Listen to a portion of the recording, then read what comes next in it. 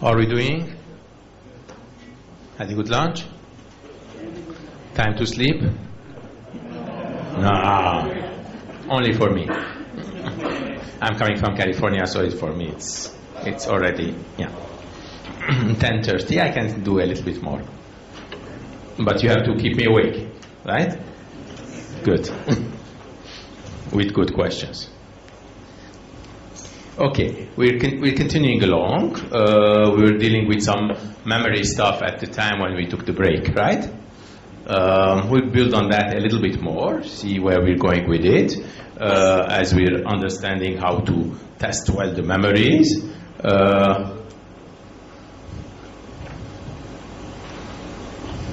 And build some sequences for memory testing. We agreed that we'll do these test sequences. We'll create the different conditions and so on for memory testing. And this gives us one of those defects that we were talking about. How do we test them? This happens to be one defect, which is an open. It's a resistive open with one of the transistors, the pull-down transistors, the fins. So the fin is broken, and that's why if I am trying to read a 0, or to write a 0, then read it, I cannot. I have some middle values, then eventually it flips. Now, it flips to the other side, and that's why it gives me some unknown stage in the middle, and then at the end it gives me the opposite value. Instead of writing 0 and reading 0, it reads a 1. Okay? So you see, again, flipping the content from a 0 content to a 1 content is not good. Okay? So I'm not able to do it. But the reason I'm showing it here is because I'm not able to show immediately in one operation that I am writing a 0, trying to read a 0, and I cannot. It doesn't do that. After so many read operations, so I need to do 7 reads, and then at the end it flips. Okay? So this failure, this open, would require multiple. This we call it dynamic fault. Okay? So dynamic means that I need multiple operations on it until the failure is found, is detected. So it cannot be in one operation or 2 operations. In this case, I need 7 operations in order to exhaust the cell to make it go this way or that way. And this is the wrong way, of course. That's why it is a failure. So this tells us that what we need to do is we need to go forward with it, and we need to build it up. Now, what I'll do next is I'll tell you that most of this needs to be built next to the memory as built-in self-test. Means that the algorithm itself will not be hidden somewhere, will be inside the chip, hardwired, sitting in the hardware, that you just click it, you exercise it, it goes through. Why? Because if I put it outside the chip, accessing that memory inside the chip is not very easy. There's lots of routing, lots of accessibility that is needed, and usually there is not a single memory inside the chip. You know, embedded memories are not only increasing in their ratio, in their bit count, but also in number of instances. You know, in a CPU chip today, how many embedded memories you think we could have in a given chip? Not how many bits, how many instances of memories embedded in an SoC? Can you imagine a number?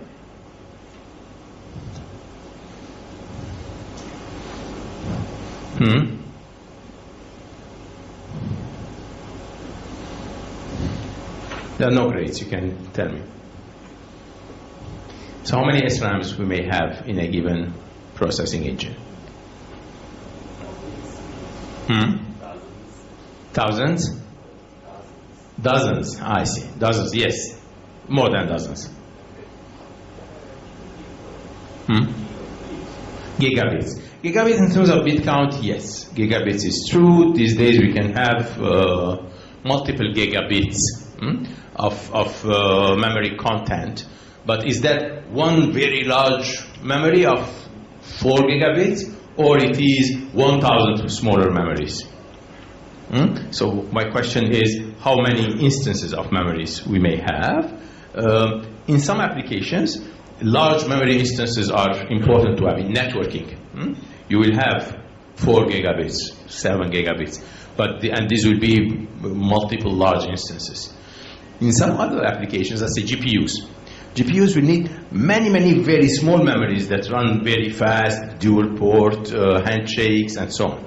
And in one of those GPU chips that we have, you will see that number of SRAM instances of many, many small can add up to 25,000 instances in one chip.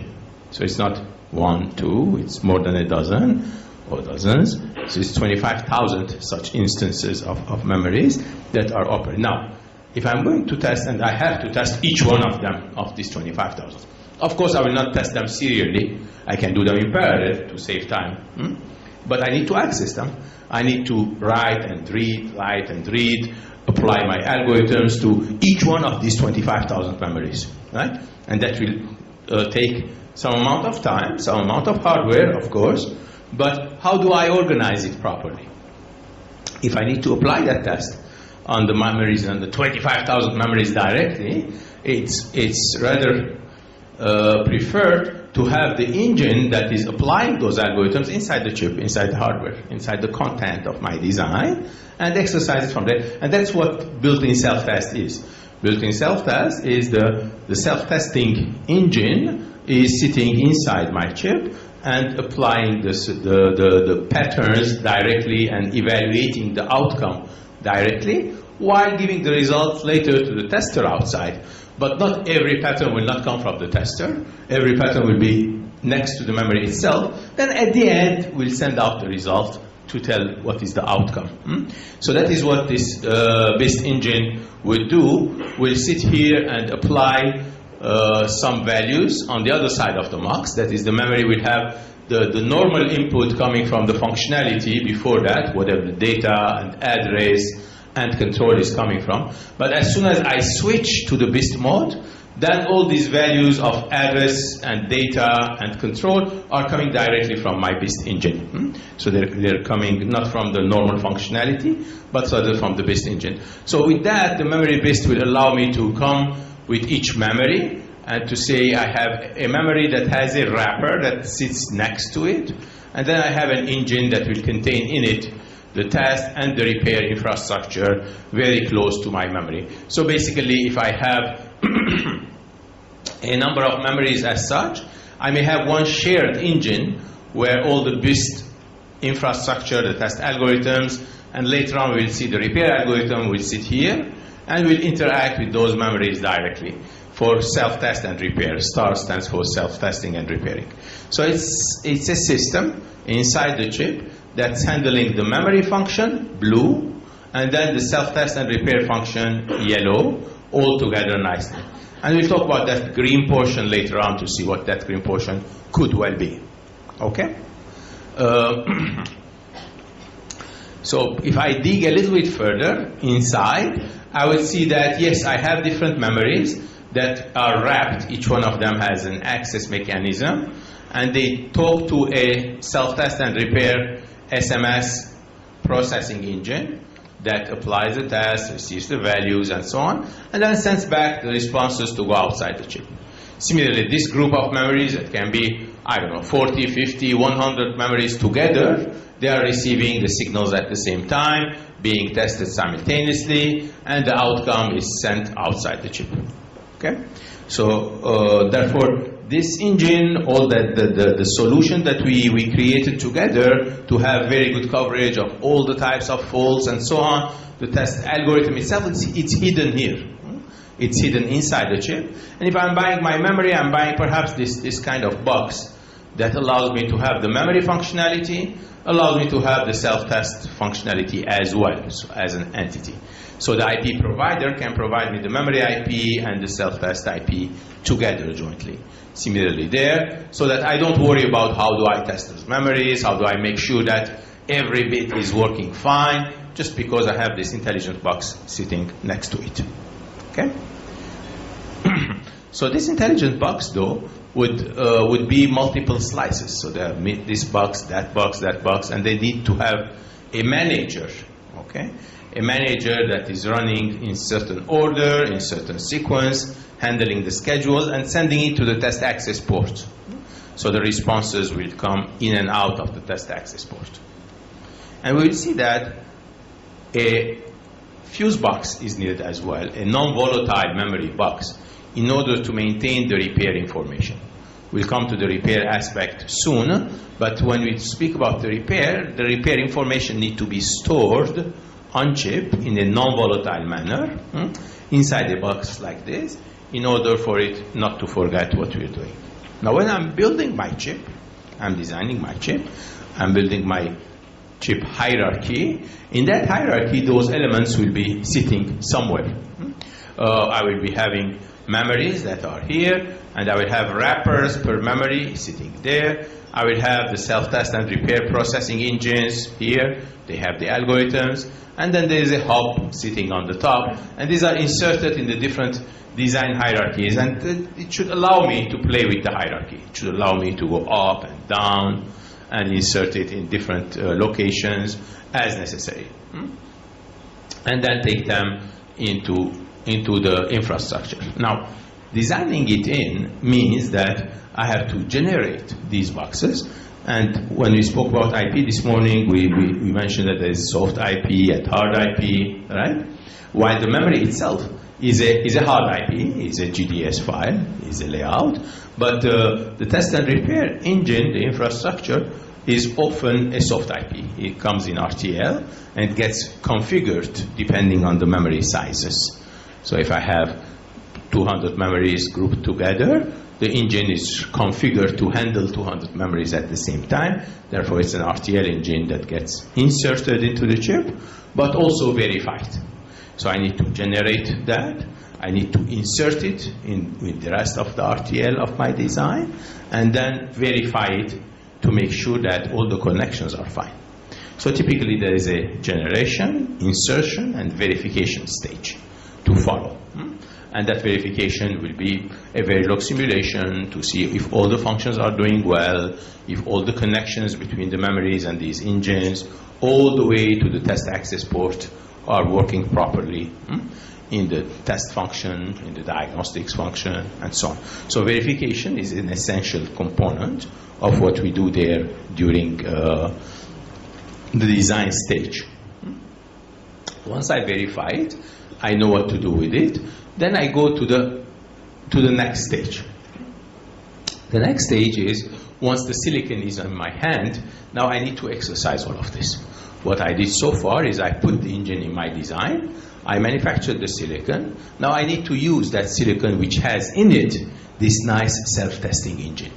That self-testing engine needs to help me do the debug as well. In fact, I need to do as much debug as possible without needing PFA, without needing physical failure analysis, because that's very consuming, very difficult to do and expensive. Doing it with vectors, using the simple infrastructure is much better than physically opening the silicon and removing the layers to understand what's going on with it. So silicon debug is important. Usually what I do, what you do, as a designer of an SoC, when you finish your design of the SoC with all the embedded test and repair, that is, the SMS inserted in your design, you do the verification, and then you generate a database, an XML file that contains all this information hidden in this database. And then when the design is finished, I send it to the manufacturing stage. Behind this wall is the factory, where the silicon is handled, right? Before this wall is the design, not the silicon yet. So after the wall, when the silicon is there, what I do is I look at this database, I generate patterns, and apply them on the chip through a data log, and do the yield analysis. Try to understand how is the yield, how can I improve it, and so on and so forth. So when I do that, I will be able to take this database, understand it fully, and based on the data log, I don't need any more the design stage information. I do my loop. Loop is analysis loop. That is, I take this, analyze it, and go back, take it, analyze it, and go back. And this will allow me to understand and do my job nicely. Now, if the chip is not faulty, if everything is fine, there is no issue. I move ahead.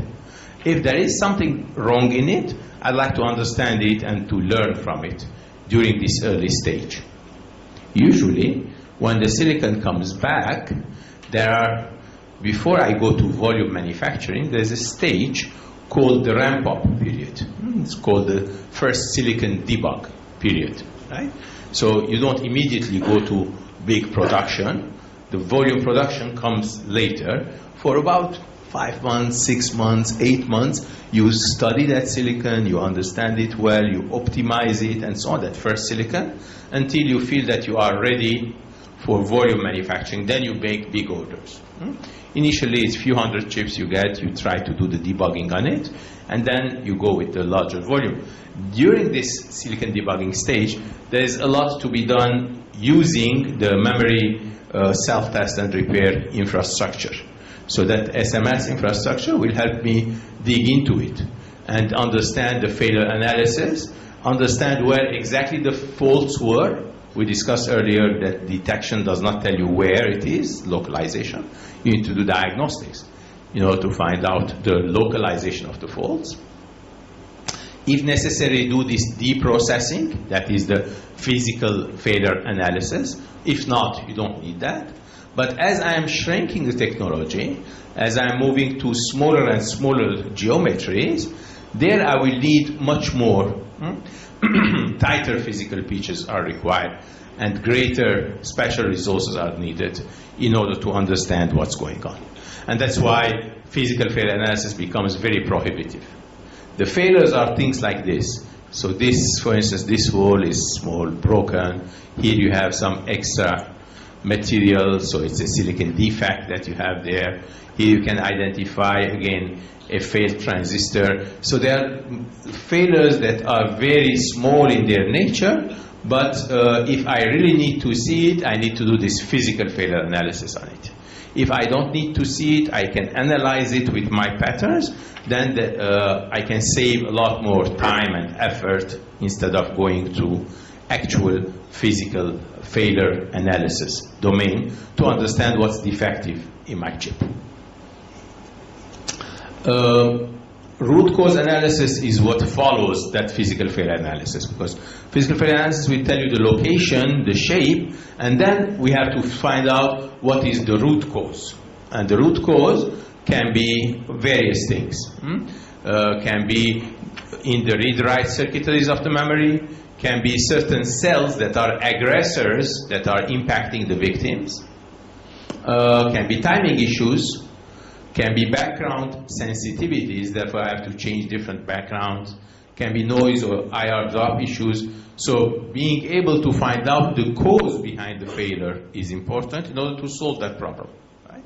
So first I found out that there is a problem, then I find out the location, then the shape of the problem, and then the root cause, what is the cause behind it, in order to be able to fix it. So all of this, in order to improve the yield, I need to do, and as a result, I will be able to understand it fully.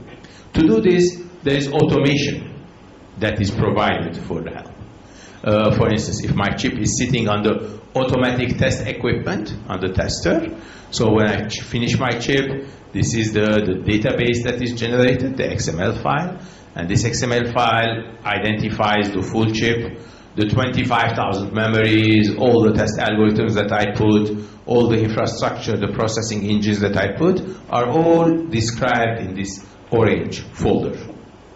And based on that orange folder, I can generate patterns in different standard formats. Style and wiggle are standard ways of describing test patterns. These are proper languages that a tester or an automatic test equipment will understand these languages. So I can apply my patterns to these languages, collect the test results, this tester log we call it, and then analyze this for different things. I can look at the bitmap, how my bits in the memory are behaving. I can find exact coordinates on the layout, where exactly I found the defectivity, and so on. So there are various things I can find out, and we'll come to this during this silicon debugging stage, but I can apply more patterns and get more results. So it's an analysis loop that helps me isolate the fault, locate it, and understand the root cause. Okay? So this is post-silicon. This is after the silicon is made. I'm dealing with this folder, generating patterns, applying, and so on. Of course, this will need some nice tool, a silicon debugger, that goes hand in hand with that. So back to our blue and green curves that we have seen initially today. While in the green curve, I wanted to be able to put some additional intelligence inside my chip, to put these built-in self-test engines, repair engines inside the design, but that's not sufficient. So I do something inside my design, but also I need some software outside my design to help me do the debugging and the diagnosis. Okay? So these two pieces go hand in hand. Some IP that I'm putting inside the chip, an RTL level IP initially, and then an external software that predicts what's going on and analyzes the outcoming data. And based on the outcoming data, identifies the location, the problem, and so on. So therefore, I need two things. I need to invest in the chip with some intelligence, and then I need some other intelligence outside the chip to take that data and make sense of it. Be able to identify the issues from that data. Questions? Yes.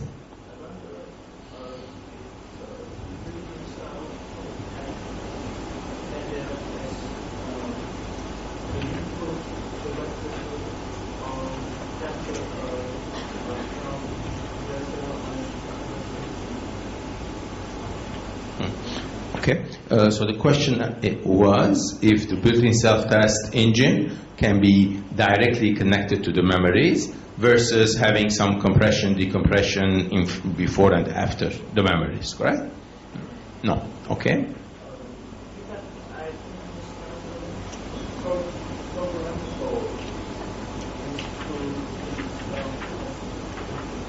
Yes, okay. Let me describe that first. So programmable built-in self-test means that the test algorithm to test the memories, those sequence of operations that are needed, are not only fixed. So there is the fixed algorithm that we created based on the FinFET defects and so on. So there is an algorithm that is fixed. But if you have, in addition to that, the possibility of using that built-in self-test engine for some other algorithm that you would create, but you can load it to that engine. So that engine is reprogrammable in a certain sense to add some additional algorithms to it. So that makes it programmable. Non-programmable would be only a hardwired fixed-based engine which only takes a pre-designed algorithm but nothing more than that. That is not programmable. If you make it programmable, it means that you can augment, you can bring in your own segments of algorithms if needed, and you can load it through the door, through the test access port, scan it into the engine, and that engine now will behave under this new algorithm that you have loaded rather than the original one.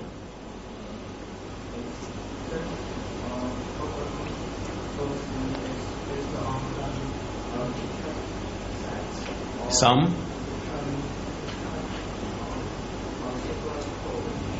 Yes. It is. You can think of it as software code or even more basic. The algorithm itself that you are going to add will be represented by zeros and ones. So basically, it's a sequence of zeros and ones that will be shifting into the chip, right? Serially into that engine. And that engine, by receiving it, you will know in advance you will not write those zeros and ones. You will have a tool outside that in which you will create your algorithm in an easily understandable language, right? As a result of which a string of zeros and ones will be generated, which will be scanning into the chip, into the BIST engine. And that BIST engine, by receiving this 700 zeros and ones, it will turn it into a sequence of operations and run the BIST of the algorithm that you generated. Yes? So you would be able to sit and generate your own algorithm based on your findings. And then once you generate those zeros and ones, you can, through the tester, go to the silicon and insert it in the silicon. And then it will execute the sequence that you wanted to. Yes? Okay. And that is programmable, if you can do that. If you don't have programmability, then you cannot bring your own algorithm. It will have only the original one that you build it in during the design stage. You cannot change it later. Okay. Yes? What is the building self-test engine itself or have some faults? Yes. It's a very good question. What if the built-in self-test engine itself is bad? Like any other part of the chip, the built-in self-test engine itself can also be bad. For that, you need also to test the built-in self-test engine before testing the memories. It's natural. And when you're having 25,000 memories, you have lots of gates that are occupied by doing built-in self-test, and there's a probability that they have some faults. But like any other logic that you have in chip, like any other random logic that you have for other functionalities, where you scan, you do compression on it, or you do logic based on it, and so on, this as well needs to be well tested prior to using it for the memory based. And if there is some defect there, then your chip is bad. Because that is not repairable, it's the logic, and you claim that chip is bad, you move to the next chip. You have to estimate the ratio that self-test engine over the area, right? The area, yes. It really depends on how much you are investing in two ways. One is, if we're talking about memories, it depends how much memories you have on chip. So it's a factor of the amount of memory